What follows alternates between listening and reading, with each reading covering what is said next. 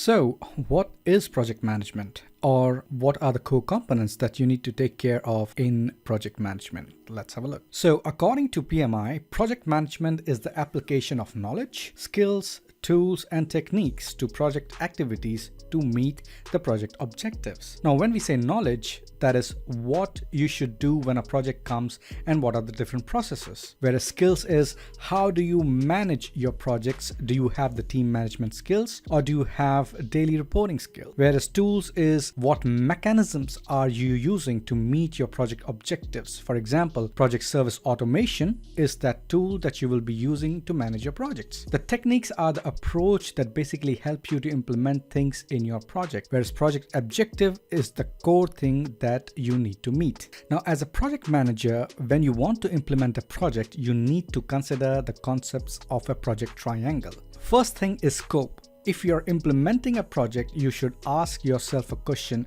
do I know the scope of the project, and can I meet the agreed and defined scope?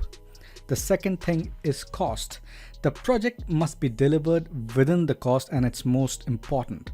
Now, this is the cost that your company is incurring to execute the project to maintain the profitability. And the third is the schedule. So there must be an agreed schedule between you and your customer, and the project must be delivered on the agreed schedule.